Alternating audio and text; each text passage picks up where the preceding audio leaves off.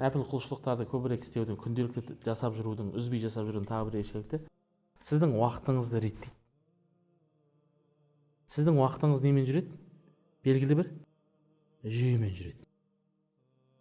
Сіз белгілі бір істерді белгілі бір уақыттарда істеуге не істейсіз? Үйренесіз. Сол үшін біздің ғалымдарымыз айтады, 5 уақыт намазды уақытында оқып жүрген адам бар ғой, бүкіл ісі толық орындалатын адам, ісіне береке кіретін адам.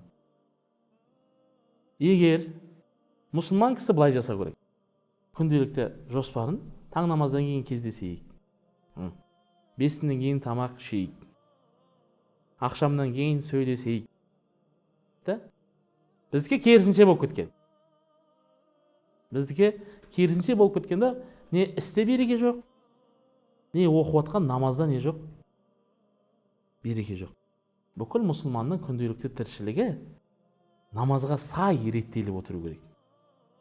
Әлгі нәпіл құлшылықтарды аттырсаңыз, сіздің біраз уақытыңызға не кіреді? Береке кіреді.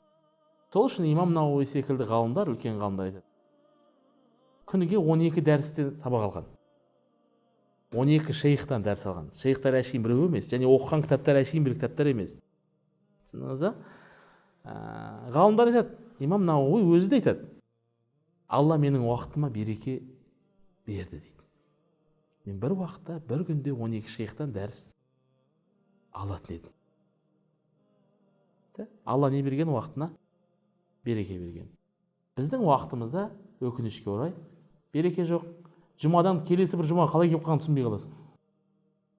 Мен сіздерге бір апта бұрын келемін мұнда. Қарасаң, уже ерекеңіз анда тұрады, бүгін келесіз бе?